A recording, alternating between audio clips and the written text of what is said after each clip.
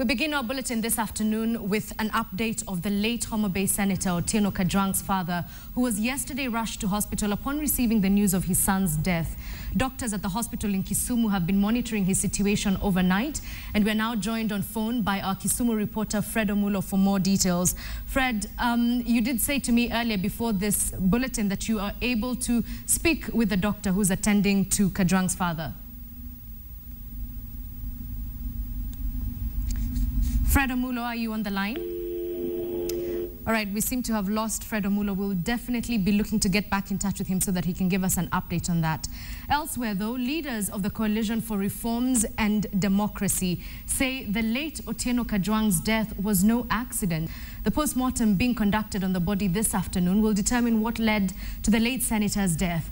Our reporter, Nicholas Wambua, has been at the Lee Funeral Home all morning, and we'll get to him in just a short while with the update on that. Right now, though, we head to the Nairobi City County, which is requesting the judiciary to strengthen the county courts by increasing the number of staff owing to the workload currently being experienced at the courts located at the county hall. Nairobi Governor Dr. Evans Kidero, in a meeting with Chief Justice Dr. Willy Mutunga, said that there is need for more courts in every sub-county.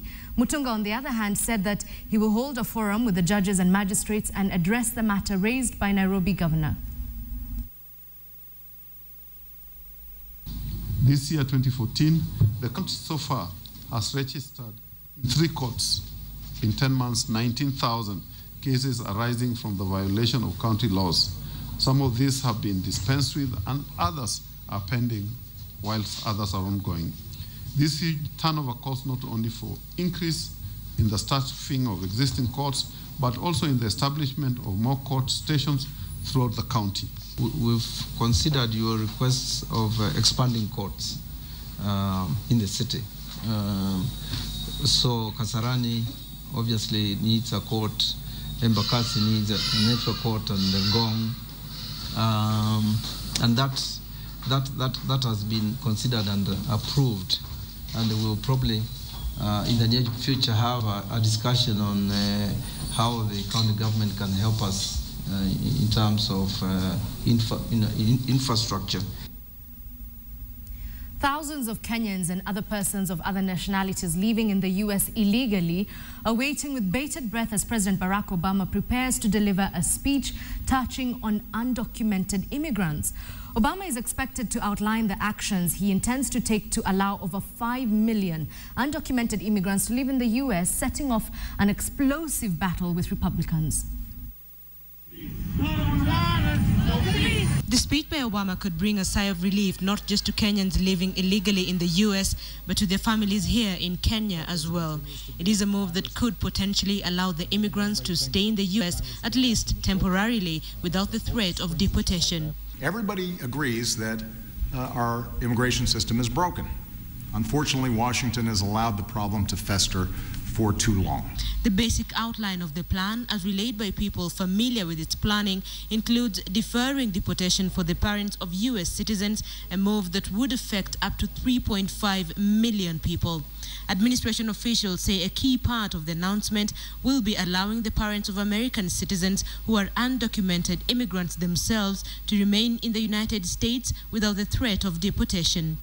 The planned move has drawn criticism from Obama's political detractors across the United States and beyond. For the past 2 weeks, Republicans in Congress have been looking for ways to stop Obama from carrying out these anticipated actions, arguing that only Congress should initiate such moves through legislation. So what I'm going to be laying out is the things that I can do with my lawful authority as president to make the system work better, even as I continue to work with Congress and encourage them to get a bipartisan comprehensive bill that can solve the entire problem. Yes, we can.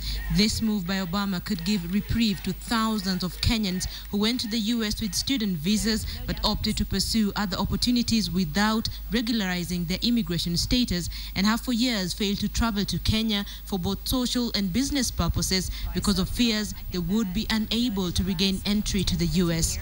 Linda Ogutu, KTN. Well, let's revisit that story in Homa Bay, where the late Homa Bay Senator Otieno Kajwang's father, as we know, was yesterday rushed to hospital upon receiving the news of his son's death. Doctors at the hospital in Kisumu have been monitoring his situation overnight, and Fred Omulo, I understand, is now able to join us by way of telephone from Kisumu. Fred, before we lost you earlier, I was asking, you had spoken to the doctor who's treating Kajwang's father. What did he have to say? Well, we've spoken with Dr. Samoula, who is the medical director of Aga Khan Kisumu, and he tells us that David Kajwang is in stable condition. He had suffered shock yesterday, acute chest pain that were as a result of the news he received of his son's death yesterday morning. They have treated him. He's still in their wards, and they expect to discharge him by tomorrow. All right, they expect to discharge him from tomorrow. So that's the update from the hospital. What about the home? Yesterday you did tell us that there were meetings which were meant to kick off yesterday for funeral arrangements. Has this taken place yet? Yes, there was one meeting yesterday.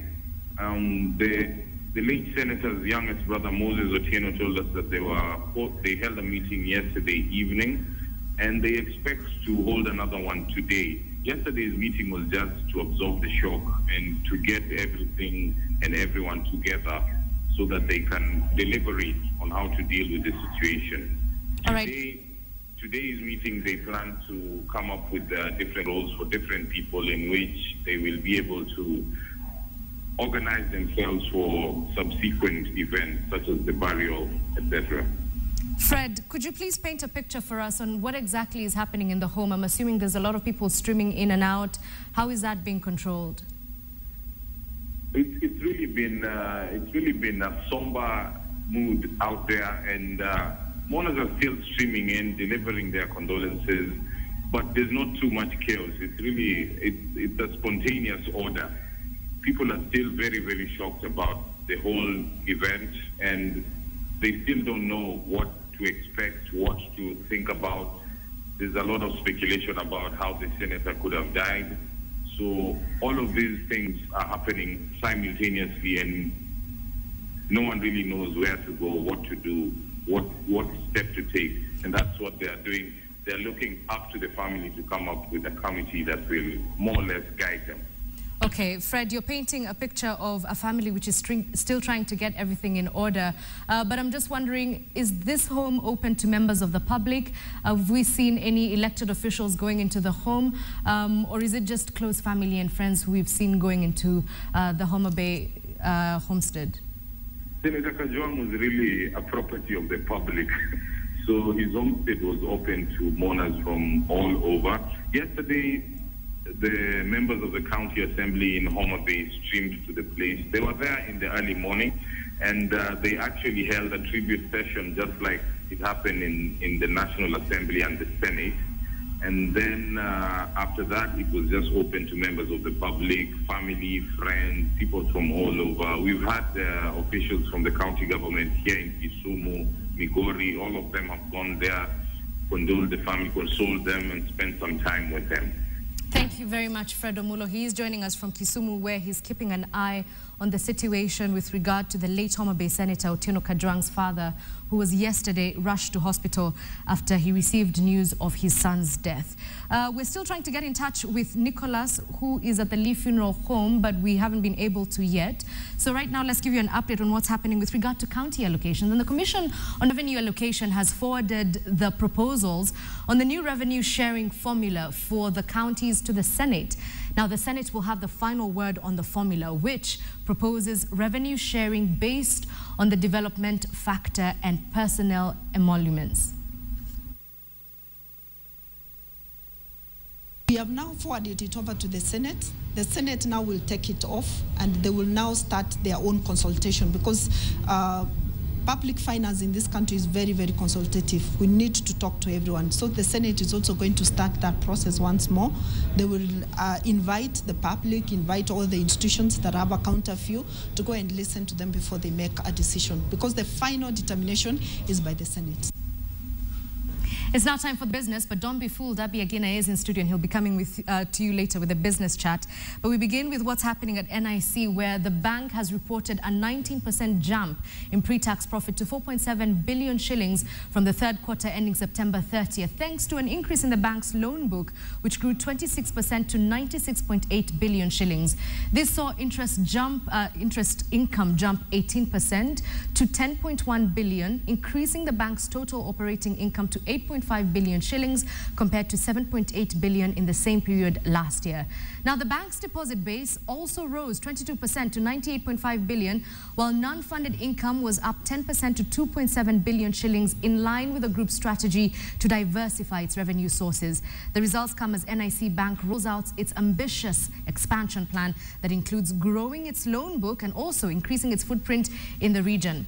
The bank has been on a capital raising exercise to fund this expansion, which saw it issue a bond in August that raised 5.5 billion shillings and a rights issue that closed last weekend, seeking to raise 2.1 billion shillings.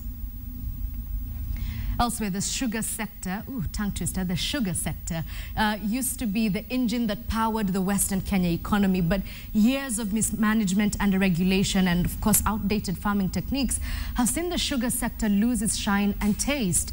The biggest victims being the farmers, who have been left with no choice but to count losses. KTN's Philip Keitani visited Western Kenya and brings us a story of these farmers.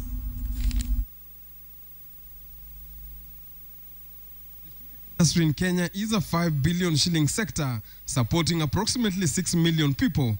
It is driven by 300,000 smallholder farmers who are the backbone of the industry. However, these farmers have little to smile about. Bei ya miwa iko chini kidogo kwa sababu ile kazi tunafanya, kama unaona, kama kubeba hiyo silari kuweka ndani, mtu atataka umpatieko kitu haya kukoroga vile tunakoroga na kadhalika. Sasa hiyo, na tena shida ingine huko, charges za kampuni ziko juu. Among the main handicaps in the variety of cane grown in the area, the cane takes 18 months to mature, which complicate life for a majority of the smallholder farmers who have to wait a whole year to harvest. This has led to mounting frustration and delusion, with some farmers opting to uproot the crop entirely and plant alternative crops that mature faster and bring better returns. Changamoto mingi, unaweza kupata gharama, unapata hasara saa zingine, lakini kama umelinda miwa vizuri, especially kama umejitegemea, ni afadhali. With the shine in the once vibrant sector quickly dimming, the county government of Kakamega is stepping to try and salvage the crisis. As a county government, we cannot sit here and just see our farmers suffer. One thing is that we are working on local legislation so that we are able now to deal with the company and also deal with the farmers. The focus I'm going to have now is to see that the farmers get back to sugarcane planting and know very well that it's an investment worthy investing in. And therefore, a number of policy initiatives are being undertaken. However, the perennial mismanagement of the sugar millers and continued illegal importation of sugar into the country could scuttle these efforts. The biggest threat to the recovery of the sector will be posed by the impending influx of cheap sugar from the Comesa region, following the lapsing of the safeguards early next year. The question now is, do these smallholder farmers really understand what this means to them and the sugar sector? Tukiwacha hii ianguke vile webuye pepa milili yanguka, sasa hatutakuwa pa kuenda. Wizi ndio tutakuwa tunajenga hapa, kwa sababu hawa watu watakula nini bila pesa? The sugar belt hopes for the best, but the jury is still out there on whether the sector can recover from this slump or it will follow the cotton sector down the drain. Despite most of these farmers not being fully aware of the crisis the sugar sector is facing at the moment, most of them believe that the sector is still vibrant enough to withstand the storm of cheap sugar from the Comesa region that is expected to hit the Kenyan market early next year. Philip Keitani, KTN, from Mumias, Kakamega County. Still on the business, Kenya plans to borrow an additional $750 million, an equivalent of 67.65 billion shillings, to finance development projects by reopening its international Eurobond issued in June that raised $2 billion. Now, in a statement to newsrooms, Treasury Secretary Henry Rotich said the National Treasury would seek to tap the recently issued sovereign bond to finance ongoing projects. It's a brilliant plan, because one of the challenges we've had is the high cost of borrowing in the country. And the reason there's been high cost of borrowing in the country for private sector companies has been because of government borrowing and crowding out private sector investors in the domestic market. Now, by them going to the international markets, where there's a surplus of capital and a limitation of opportunities, it is brilliant because they're not crowding us out in our domestic market. We can now go and borrow from commercial banks. The second reason I think it makes sense is if we look at the oversubscription of the last Eurobond. It was oversubscribed several times over. So there's still significant appetite for this sort of capital. It's also brilliant because then you're also bringing in a hard currency to come and fund some of our infrastructure projects where we require hard currency. Roads, ports, railways are not built in Kenya shillings. They're built in dollars. The currency is dollars. And it's important that we do not put too much pressure on our Kenya shilling by going into the market to buy the dollars. We can bring the dollars in to finance our long-term assets. I think the other point I wanted to make is that there's a lot of appetite by international investors to participate in the African growth story, and particularly Kenya. And the Eurobond gives them that opportunity. All right, well, this is where we wind up this edition of KTN Newsdesk, with Edith Kimani looking for a husband so that she can be part of the 20% of the couples who own homes in Kenya. But not before we give you your Did You Know fact. Did you know bad bosses are expensive? This you can tell to your boss, assuming your boss is a bad one. They cost the American economy $360 billion each year, and they also cause chronic stress, contagious depression, illnesses, strokes, and heart attacks, according to various studies. And that is where we wind up this edition of KTN Newsdesk. Good afternoon.